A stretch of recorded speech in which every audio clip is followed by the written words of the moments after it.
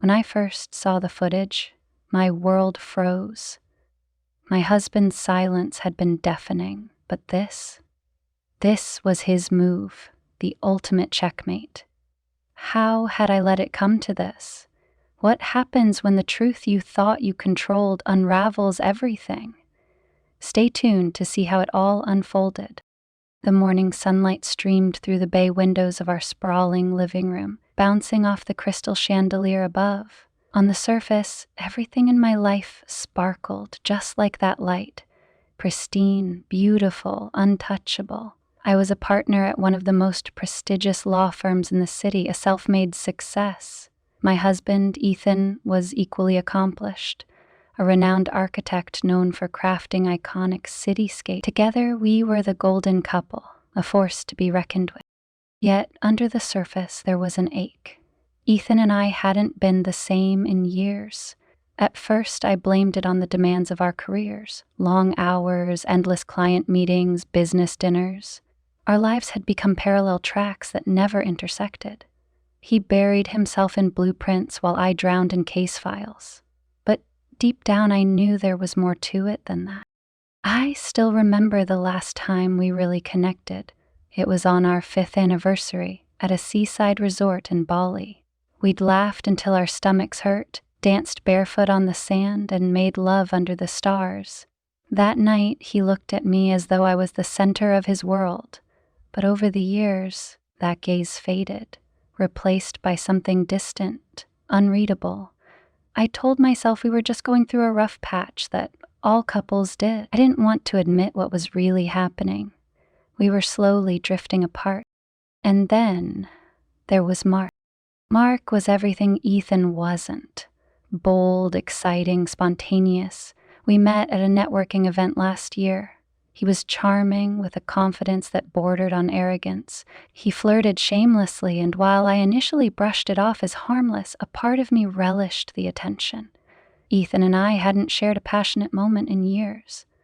Mark filled that void with compliments, stolen glances, and an air of danger that was impossible to resist.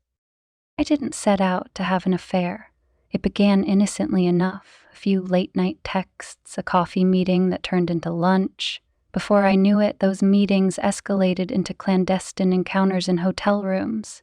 With Mark, I felt alive again, desired in a way I hadn't in years.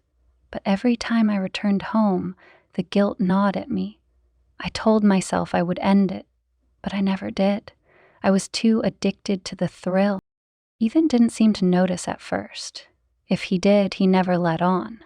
He was as meticulous and composed as ever, his days consumed with client presentations and site visits. But then, subtle changes began to creep into his behavior. He started coming home earlier, surprising me with casual questions about my day that felt loaded with unspoken meaning. "Busy day at work?" he'd ask, his tone neutral but his eyes searching. I'd smile and give him a rehearsed answer, praying he wouldn't press further. Then there were the moments I'd catch him watching me, not in the affectionate way he used to, but with a calculating stillness that made my skin prickle. I brushed it off as paranoia. After all, I was the one with the secret to hide. I couldn't imagine Ethan suspecting anything. He wasn't the type to snoop or pry, but Ethan was always smarter than I gave him credit for. It started with small things. My phone would occasionally be out of place, or the history on my laptop browser would seem too clean. Once I came home to find him tinkering with the home security system. When I asked what he was doing, he gave me a disarming smile and said, "Just updating the firmware." I didn't think much of it at the time. If only I'd known. The night everything began to unravel was like any other. I had just returned from an evening meeting, the faint scent of Mark's cologne still clinging to my blouse. Ethan was in the kitchen, pouring himself a glass of wine. He looked up when I walked in, his expression unreadable. "You're home late," he said casually, swirling the wine in his glass. "It was a long day," I replied, my voice steady despite the rush of nerves coursing through me. I kissed him on the cheek, but he didn't respond, his lips a tight line. That night, as I lay in bed beside him, I felt a strange tension in the air. Ethan's breathing was steady, but I could tell he wasn't asleep. I stared at the ceiling, my mind racing. Was I imagining it? Or did he know? The thought sent a chill down my spine. Oh. The next morning, I found him in his home office, his back to me as he stared intently at his computer screen. I stepped closer, curious. "What are you working on?" I asked. He turned to me slowly, a small smile playing on his lips. "Just some project designs," he said, closing the laptop before I could see more. His tone was light, but there was an edge to it, a subtle challenge. I felt my stomach knot. Days turned into weeks, and the tension only grew. Ethan became more attentive in ways that felt calculated.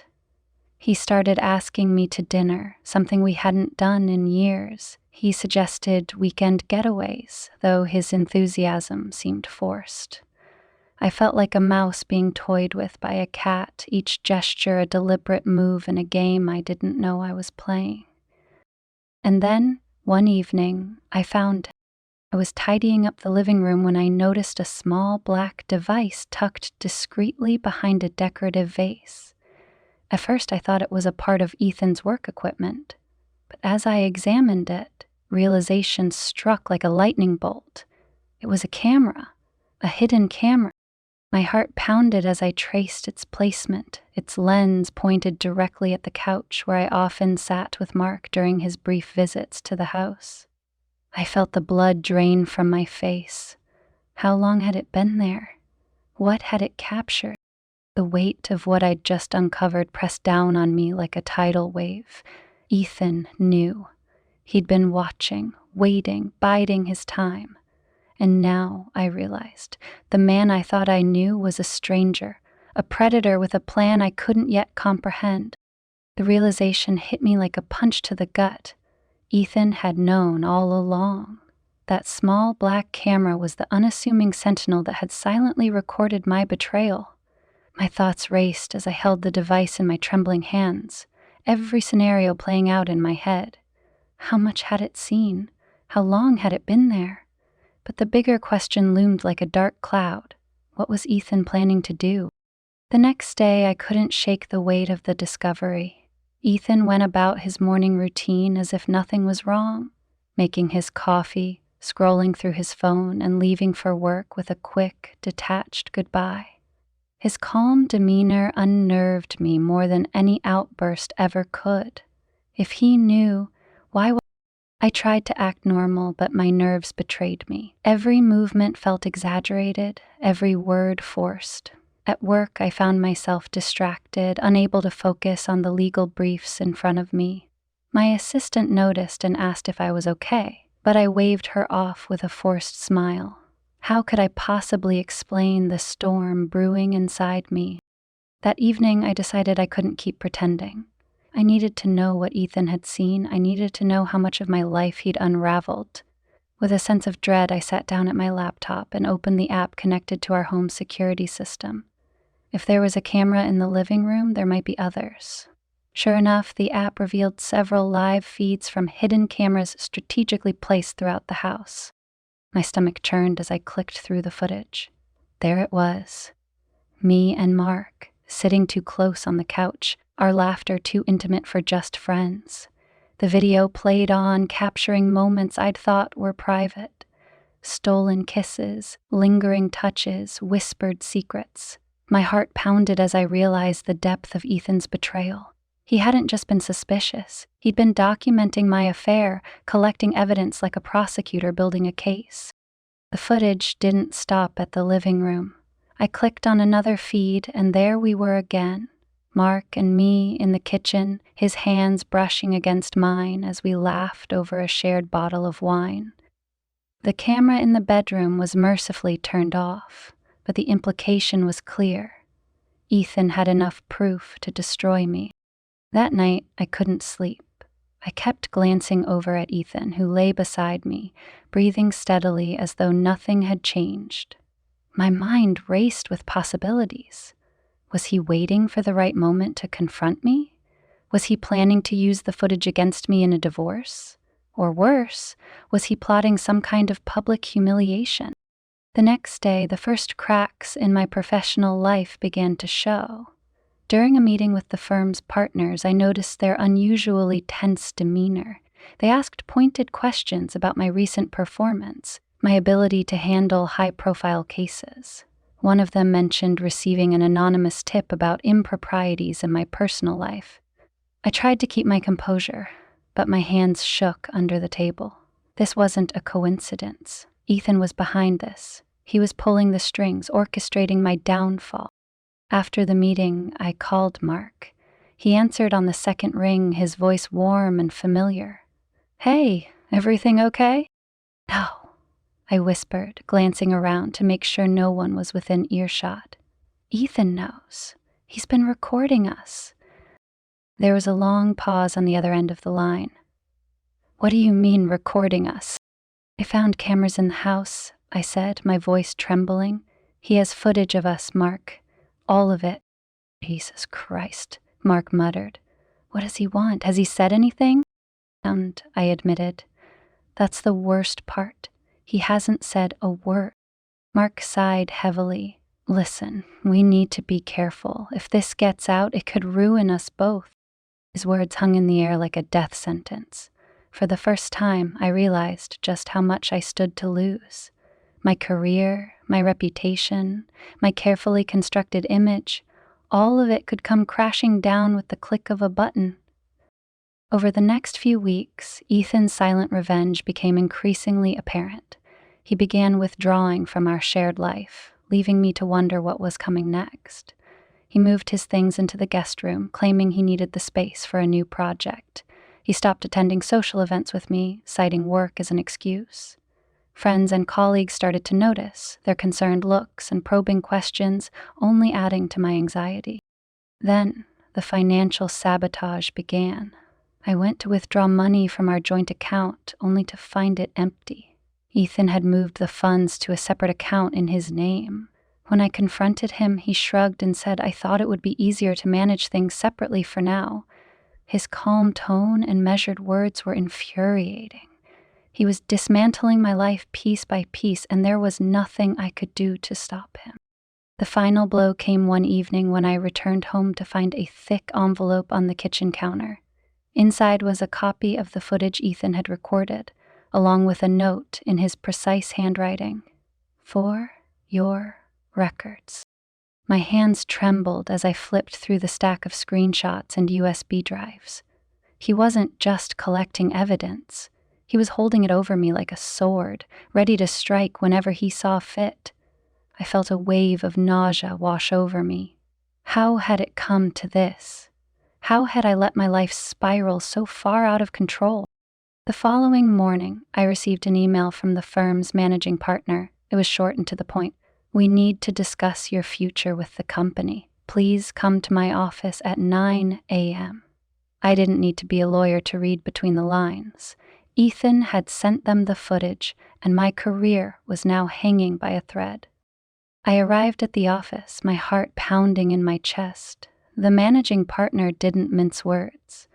"We've received some troubling information about your personal life," he said, sliding a USB drive across the desk. "This kind of behavior is unacceptable for someone in your position. We're going to have to ask you to step down." The room spun as his words sank in. My career was over. Everything I had worked for, sacrificed for, was gone, and Ethan had made sure of it. As I packed up my office, I couldn't stop the tears from streaming down my face. I had underestimated him, dismissed his quiet nature as weakness. But Ethan wasn't weak. He was calculating, methodical, and relentless. He had taken everything from me, and he had done it without raising his voice or breaking a sweat. That night, I sat alone in our empty house, the weight of my decisions crashing down on me. Ethan's silence was louder than any scream, his revenge more devastating than I could have ever imagined. And as I stared at the footage he had left behind, I realized the full extent of his power. He hadn't just exposed my affair. He had dismantled my entire life, one calculated move at a time. The house felt emptier than ever, the walls closing in as if they were alive, mocking me with every creak and groan. Ethan had always been a quiet man, but this silence was deafening. Every word left unsaid weighed heavily on my chest. He was always one step ahead, carefully unraveling the life I had built piece by piece, while I remained in the dark about his endgame. I couldn't take it anymore. If Ethan wouldn't confront me, then I would force the confrontation. It was late, the clock ticking past midnight, but I found him where he always was these days, his home office. The glow of his laptop screen illuminated his face, calm and composed, as if he wasn't systematically dismantling everything I held dear. "Ethan," I said, my voice trembling as I stepped into the room. He didn't look up. His fingers continued to glide across the keyboard, each keystroke echoing like a drumbeat in the stillness. "I know you know," I blurted, unable to keep the words contained any longer. He finally looked up, his face impassive. "Know what? Don't play games with me, Ethan. The cameras, the footage. I found them. I know you've been watching." For a moment, he simply stared at me, his expression unreadable. Then, with a slow, deliberate motion, he leaned back in his chair and folded his arms across his chest. "And?" The audacity of his calmness sent a surge of anger through me. "What do you mean, and? You've been spying on me, recording me without my knowledge. Do you know how invasive that is?" Ethan raised an eyebrow. "Invasive? That's rich coming from you, considering you've been sneaking around behind my back for months." I froze, the heat of my anger replaced by a cold wave of guilt. "Ethan, Save it," he interrupted, his voice sharp but controlled. "I don't need your excuses or your lies. I've seen everything, so don't insult me by pretending there's anything left to explain." His words cut deeper than I expected. I opened my mouth to respond, but found I had nothing to say. What could I say? That I was sorry? That I never meant for this to happen? None of it would change the fact that I had betrayed him in the worst way possible. I didn't mean for it to get this far," I said finally, my voice barely above a whisper. Ethan let out a humorless laugh. "Didn't mean for it to get this far? So what, sneaking around behind my back was fine as long as you didn't get caught?" I flinched at his words. "It wasn't like that." "And then what was it like?" "Enlighten me." I struggled to find the words. We were distant. You and we weren't connecting anymore. I was lonely, Ethan, and Mark. He made me feel... "Don't!" Ethan snapped, his voice rising for the first time. "Don't you dare try to justify this by blaming me. I gave you everything, and this is how you repay me?" I felt the tears welling up in my eyes, but I refused to let them fall. Crying wouldn't solve anything. "I'm not blaming you. I'm just trying to explain." "I don't want your explanations," he said, cutting me off again. "Do you have any idea what it's been like watching you sneak around, lying to my face day after day, knowing that the woman I married, the woman I trusted, was making a fool of me?" "I didn't want to hurt you," I said weakly, hating how hollow the words sounded even to my own ears. "Well, congratulations," he said bitterly. "You failed." The silence that followed was suffocating. Ethan's eyes bored into mine, cold and unrelenting. I had seen him angry before, but this was different. This wasn't anger. It was something deeper, something final. "What are you going to do?" I asked, my voice barely audible. Ethan leaned forward, resting his elbows on the desk. "What am I going to do? That's a good question. See, I've had a lot of time to think about that, and you know what I realized? You don't deserve the courtesy of knowing." My stomach dropped. "Ethan, please." "Please what?" he said, his voice icy. "Please forgive you. Please forget what I've seen. Please pretend like nothing happened so you can go back to sneaking around with your lover while I pay the bills and keep the house running?" I shook my head frantically. "No, that's not what I meant. I want to make things right." "Right?" Ethan said with a hollow laugh. "You think you can make this right? Let me ask you something, Claire. If I hadn't found those cameras, how long were you planning to keep this up? How long were you planning to lie to me?" "I don't know," I admitted, my voice breaking. "I don't know." Ethan shook his head, his expression a mix of disgust and disappointment. "That's what I thought." He stood abruptly, towering over me as I stood frozen in place. "Here's the thing, Claire. I could destroy you if I wanted to. I could send that footage to everyone you know, your colleagues, your clients, your family. I could make sure you never work in this town again. But you know what? I don't need to. You're already doing a good enough job of ruining your life on your own." Tears streamed down my face now, unstoppable. "Ethan, please, I'm sorry. I'll do anything to fix this." He stared at me for a long moment, his eyes hard and unyielding. "You can't fix this," he said finally. "It's too late." And with that, he walked past me, leaving the room without another word. I sank to the floor, the weight of his words crushing me. Ethan was right. There was no fixing this. I had betrayed him, and now I was paying the price. For the first time, I realized just how far I had fallen and how much I had lost. Ethan's silence had been his weapon, and it had cut deeper than any words ever could. The days following Ethan's confrontation felt like a slow descent into chaos. My once carefully organized life unraveled at an alarming pace. Ethan had vacated the guest room and moved into a rental apartment downtown, leaving behind only a terse message on the kitchen counter. "You'll be hearing from my lawyer." It felt surreal walking through the house, now eerily empty without him. Ethan's meticulous presence was everywhere. In the clean lines of the living room he insisted on keeping tidy, the faint scent of his cologne in the bedroom closet, and even the neatly labeled files in the home office. But he was gone, and for the first time I understood the weight of my actions. The silence in the house mirrored the void he had left in my life. I tried to reach out to him, calling and texting, but my messages went unanswered. Each attempt to connect was met with the same cruel, unyielding silence. He was finished with me, and no amount of apologies could undo the damage I had caused. As if losing Ethan wasn't enough, my career continued to crumble. The partners at my firm called an emergency meeting to discuss the anonymous footage they had received.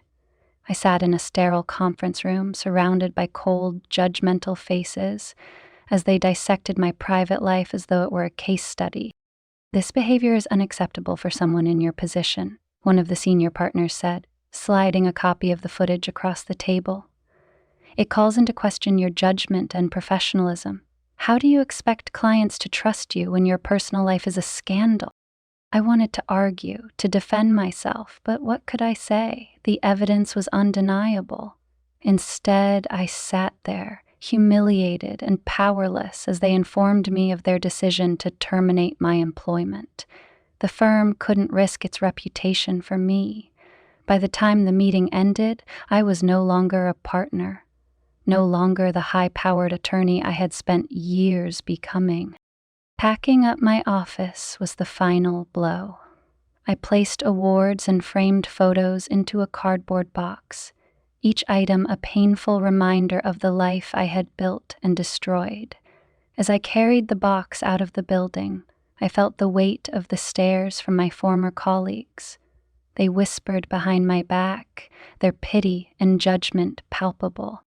Mark, the man I had sacrificed everything for, was nowhere to be found. He had ghosted me the moment things began to fall apart, his promises of passion and connection evaporating as quickly as they had appeared. I reached out to him once, desperate for some semblance of comfort, but his response was curt and final. I can't be involved in this. I was truly alone. Back at home, I spent my days in a haze of regret and self-loathing.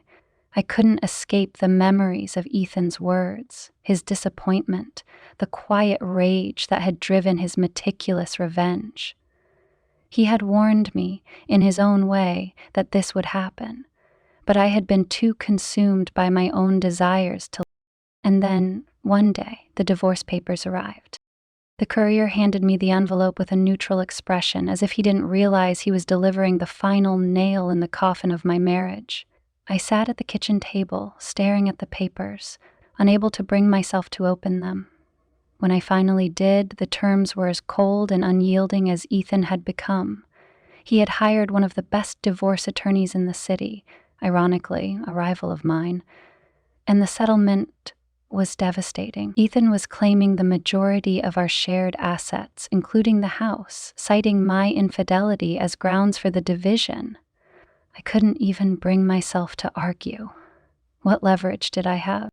A week later, movers arrived to pack up Ethan's remaining belongings. Watching them take the last traces of him from the house felt like losing him all over again.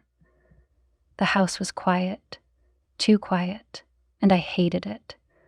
I hated the stillness, the emptiness, the constant reminders of what I had lost.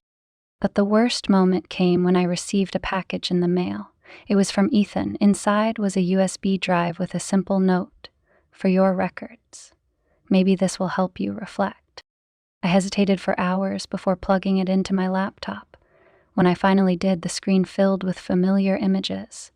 Me and Mark, laughing on the couch, stealing kisses in the kitchen, our hands entwined as we sat too close on the living room sofa. Every betrayal, every moment of weakness was laid bare before me. I watched in silence, tears streaming down my face as I confronted the person I had become.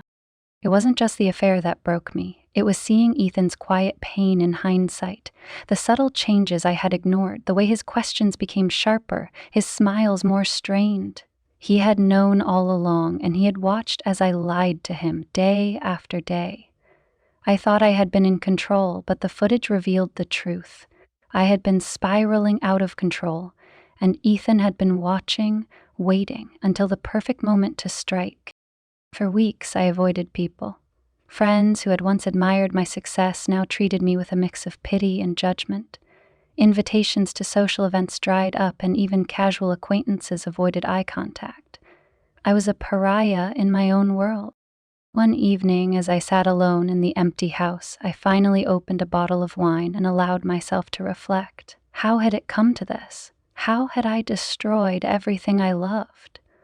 I had been so focused on what I thought I was missing that I hadn't appreciated what I already had. Ethan had been a good man, loyal, kind, and patient. I had taken that for granted, assuming he would always be there, no matter what. But now he was gone, and I was left with nothing but regret. The next day, I began packing up my things. Ethan had won the house in the settlement, and I was being forced to leave. As I taped up boxes and folded clothes, I found a small photo album tucked away in the back of a drawer. It was from our honeymoon.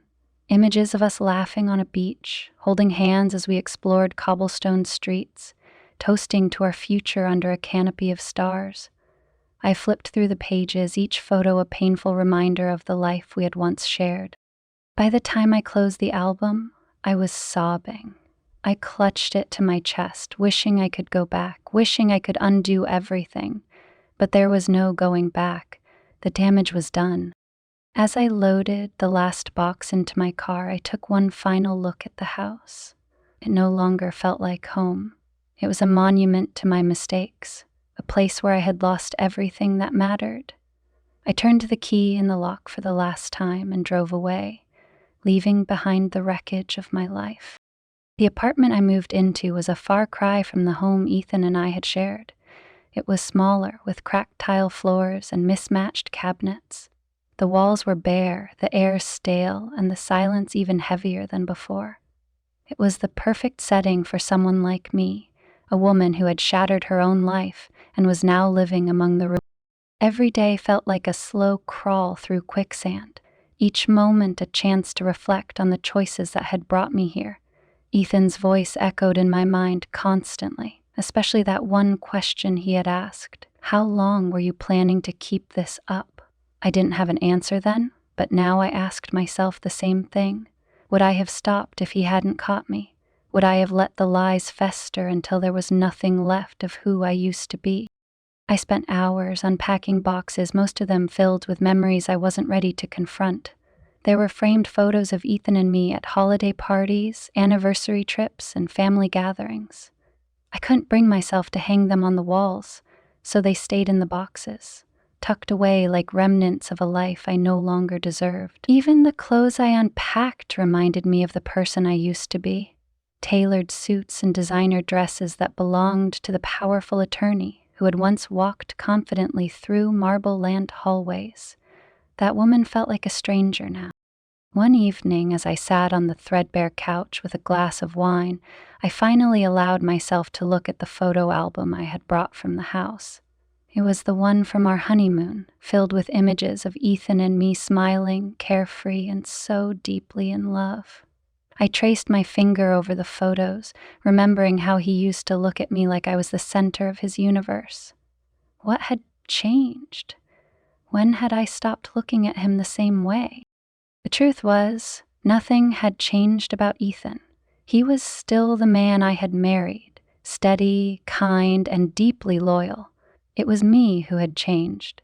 I had allowed myself to believe that the grass was greener elsewhere, that the excitement Mark offered was worth more than the stability and love Ethan had given me. I had traded substance for spark, and now I was left with nothing but ash. My thoughts kept returning to Mark, though not with longing or desire. If anything, I felt a cold bitterness toward him. He had disappeared the moment things became complicated, leaving me to face the fallout alone.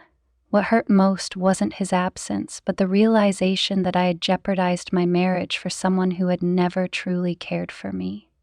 I had been a fool, blinded by the thrill of something new, ignoring the glaring truth that Mark had never loved me. I was just a distraction, a temporary escape for both of us. Ethan, on the other hand, had loved me. I could see it in the little things he did. How he brewed my favorite coffee every morning. How he adjusted the thermostat to the exact temperature he knew I liked.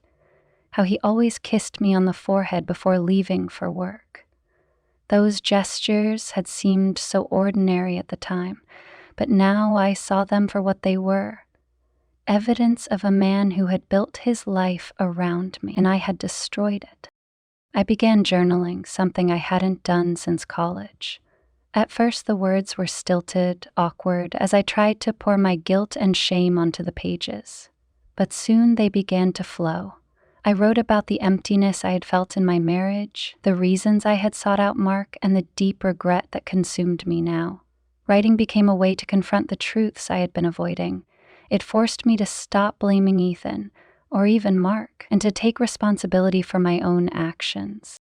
One entry in particular stood out to me. I had written, "Why wasn't I satisfied with the life I had? Why did I need more? Was it really Ethan who had grown distant, or was it me?"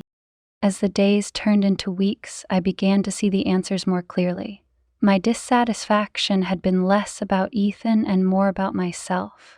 I had been chasing a version of happiness that didn't exist, convincing myself that passion and excitement were the keys to fulfillment. But real happiness, I realized, wasn't about fleeting thrills.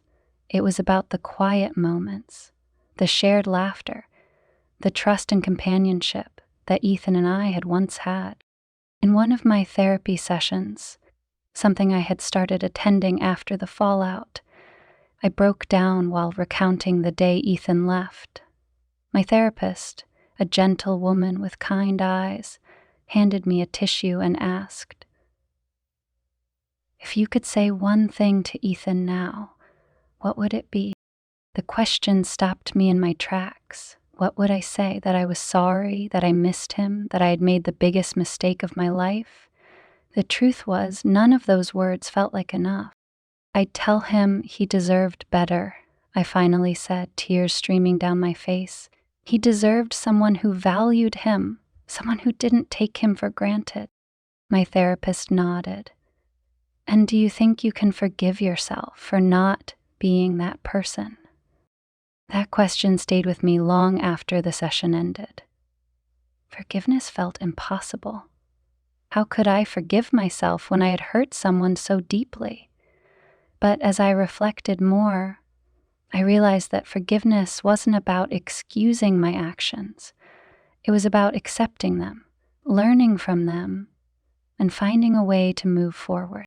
One night, as I sat on my balcony overlooking the city, I made a promise to myself. I couldn't undo the past, but I could make sure I never repeated the same mistakes. I would work on becoming the kind of person Ethan had once seen in me. Not for him, but for myself. I started volunteering at a local shelter, offering free legal advice to women in need. It wasn't glamorous work, but it gave me a sense of purpose I hadn't felt in years.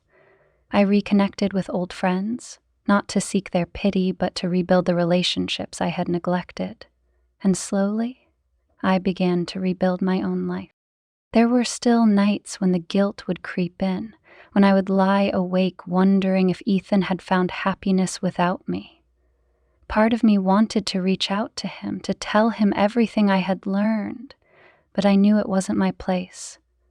Ethan deserved peace, and I had no right to disrupt that.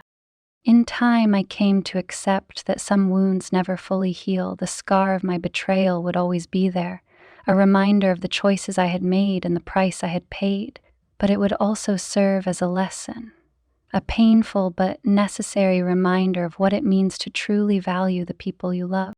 And for the first time in a long time, I felt a flicker of hope. I couldn't change the past, but I could shape the future. And maybe, just maybe, that was enough. Months passed, and life settled into a rhythm, though it was a far cry from the life I once knew. My mornings were quieter, my evenings lonelier, and my days filled with tasks that reminded me of how much I had lost.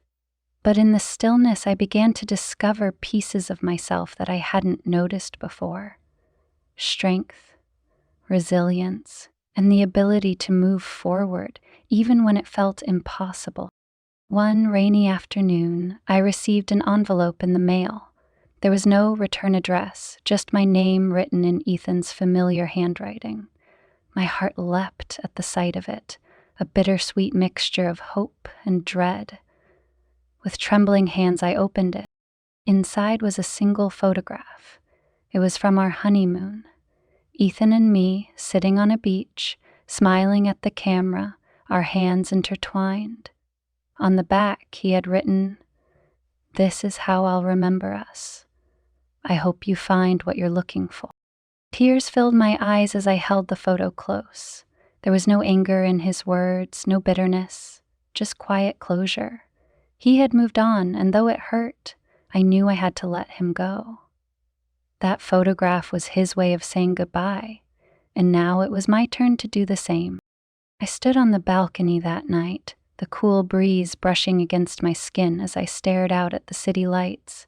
I thought about Ethan, about the love we had shared, the life we had built, and the mistakes that had torn it apart.